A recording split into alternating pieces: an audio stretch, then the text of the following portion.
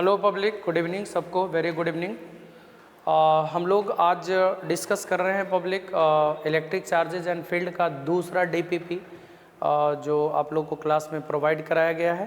तो उसका दूसरा डीपीपी का सॉल्यूशन मैं आपको बताता हूँ। कूलॉम्स लॉ है और कूलॉम्स लॉ का बेसिक क्वेश्चन है, जो कूलॉम्स लॉ आपने पढ़ा होगा उसी का बेसिक क्वेश्चन है। कूलॉम्स लॉ 1, फिर इससे न्यूमेरिकल्स आएगा डीपीपी 3 में, वो मैं आप लोग को कराऊंगा। ठीक है, तो चलिए क्वेश्चन स्टार्ट करते हैं। देखिए क्वेश्चन क्या है। पहला क्वेश्चन में द वैल्यू ऑफ के बोले तो डाइलेक्ट्रिक कांस्टेंट, के को डाइलेक्ट्रिक कांस्टेंट कहते हैं।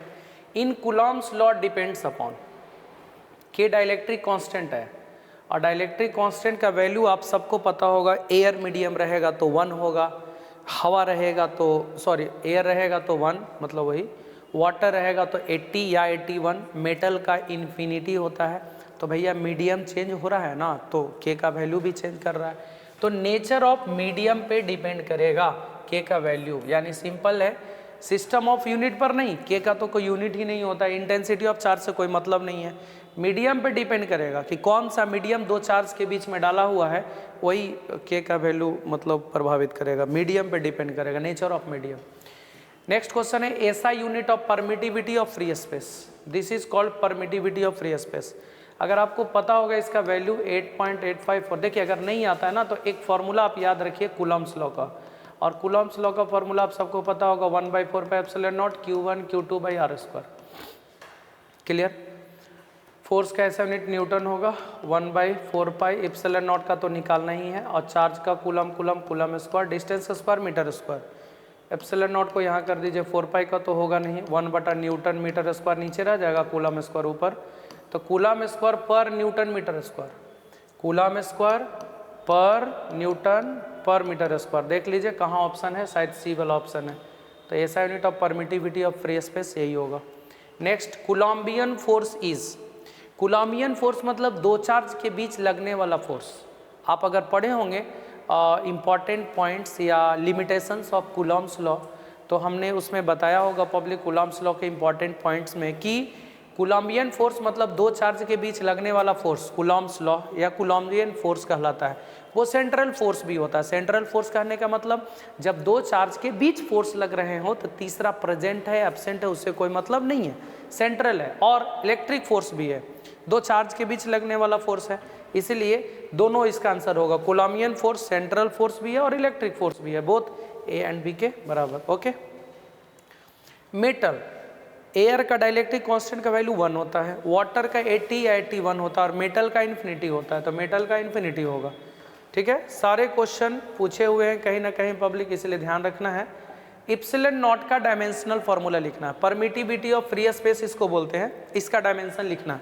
तो भैया यूनिट तो आपको पता है, यूनिट तो आपको पता है, कूलम स्क्वायर इतना जो भी है, मतलब यूनिट है एप्सिलॉन नॉट का कूलम का स्क्वायर बटा न्यूटन मीटर का स्क्वायर। यूनिट निकालना है तो चार्ज का यूनिट होता है 80, डायमेंशंस, चार्ज का डायमेंशंस होता है 80, तो 80 का पावर 2 हो जाएगा। न्यूटन क्या है, फोर्स, तो फोर्स का डायमेंशन हो जाएगा mLT-2। मीटर स्क्वायर मतलब L का स्क्वायर हो जाएगा, तो हो जाएगा A के पावर 2 T के पावर 2 m L के पावर 3 T के पावर -2, तो m के पावर -1 L -3 T के पावर 4 A के पावर 2। देख लीजिए आप, ये हो गया m-1 L -3 T के पावर 4 A के पावर 2। तो आप देख सकते हैं पब्लिक ये डायमेंशंस हो गया, कहीं होगा m-1 L -3 T 4A2, B option. Next 6 number question क्या बोल रहा है, एक soap bubble is given in negative charge then it's radius.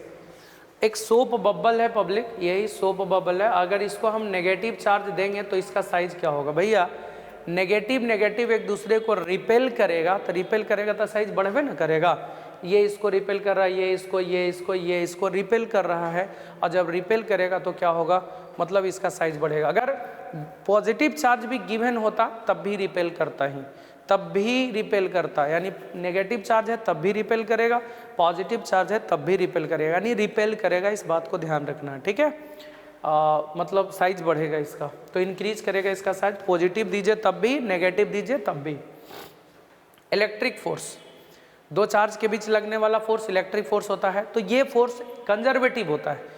देखिए पब्लिक, कंजर्वेटिव इस मामले में कि मतलब कि एक राउंड ट्रिप में इलेक्ट्रोस्टैटिक्स फोर्स के द्वारा वर्क डन 0, मतलब अगर कोई बॉडी को यहाँ से यहाँ लाया जाता है तो इलेक्ट्रोस्टैटिक्स फोर्स के द्वारा वर्क डन, और फिर यहाँ से यहाँ ले जाया जाता है तो फिर इलेक्ट्रोस्टैटिक्स फोर्स के द्वारा work done, total work done क्या होता है 0। तो इसको हम लोग बोलते हैं कंजर्वेटिव फोर्स। कौन सा फोर्स कहते हैं? Conservative force. तो इलेक्ट्रिक फोर्स कंजर्वेटिव फोर्स होता है।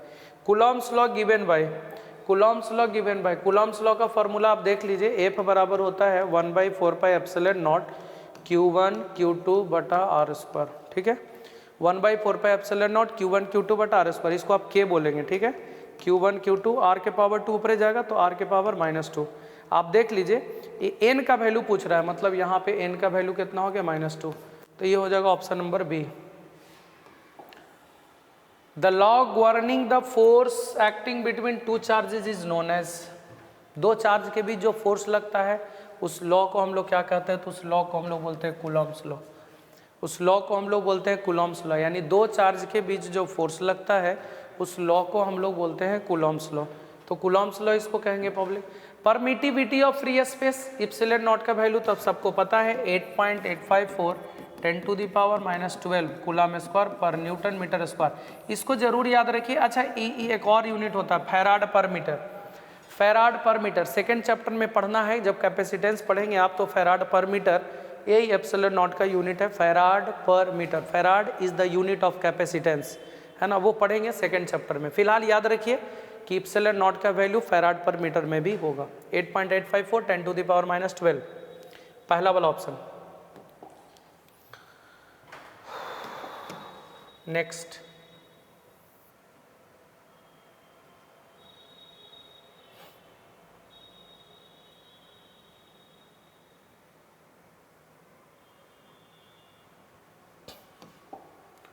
देखिए क्या बोल रहा है, द वेक्टर फॉर्म फ्रॉम, गलती से लिखा गया हो,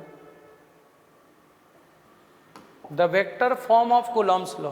कूलॉम्स लॉ का वेक्टर फॉर्म तो आपको पता ही होगा, एक चार्ज Q1 है, दूसरा चार्ज Q2, सेपरेशन R है, तो फोर्स का formula 1/4πε0 Q1 Q2 by R square. R का डायरेक्शन लिखना है तो R का डायरेक्शन मतलब R वेक्टर और बटा मैग्नीट्यूड ऑफ R, तो R क्यूब हो जाएगा। तो 1/4πε0 Q1 Q2 by R cube, 1/4πε0 Q1 Q2 by R cube, R vector. तो ये आपका पहला वाला option. Relative permittivity, permittivity of medium to the permittivity of air. Relative permittivity मतलब permittivity of medium to the permittivity of air, permittivity of medium to the permittivity of air, ये relative permittivity है। Permittivity of medium to the permittivity of air, इसको relative permittivity बोलते हैं। ठीक है, तो याद रखिएगा ratio of permittivity of medium to the permittivity of air को हम लोग क्या बोलते हैं? Relative permittivity. The dielectric constant of water 80, अभी मैंने बताया एयर के लिए K का वैल्यू 1 और वाटर के लिए 80 या 81 और मेटल के लिए होता है इनफाइनाइट।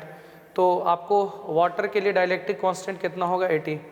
द वैल्यू ऑफ 1/4πε0, 1/4πε0 का वैल्यू आप सबको पता है 9 × 10⁻9 होता है न्यूटन मीटर स्क्वायर पर कूलम स्क्वायर। देखिए इसमें बहुत सारा वैल्यू मैच कर रहा है, इसलिए एकदम ध्यान से सावधानी से 9 × 10⁻9 न्यूटन मीटर स्क्वायर पर कूलम स्क्वायर। ठीक है, कभी कभी यूनिट क्रॉस चेक करने के लिए दे देता है कि आपको याद है कि नहीं, यूनिट बदल देगा आपको। ठीक है, इसलिए ध्यान रखना है। एयर का डाइलेक्ट्रिक कांस्टेंट 1, एयर के तीनों ऑप्शन है इसमें, तीनों क्वेश्चन है। एयर के लिए कितना होगा, वाटर के लिए क्या होगा, मेटल के लिए क्या होगा? एयर के लिए 1, वाटर के लिए 80, मेटल के लिए इनफाइनाइट। ओके, ये सारा बाकी आंसर भी है नीचे में, आप देख सकते हैं सारा आंसर लिखा हुआ है। तो ये था पब्लिक आपका DPP 2 का सॉल्यूशन। मिलते हैं अगले क्लास में, यानी फिर आपके लिए DPP 3 भेजेंगे पब्लिक बना करके इसका वीडियो। और आप लोग पब्लिक जितने भी DPPs मतलब क्लास में आप किए हैं, अच्छी बात है, खुद से एक बार ज़रूर बना लेंगे। यहाँ से वीडियो देखने के बाद एक बार खुद से बनाएं उसको, ताकि ज़्यादा से ज़्यादा आप रिवाइज़ कर पाएँ उसको। और अगर पब्लिक ये अच्छा लगे तो आप शेयर ज़रूर करें, यही हमारे लिए मोटिवेशन है। और आप जितना शेयर करेंगे उतना हम आपके लिए काम करते रहेंगे। Okay, thank you, thanks for watching.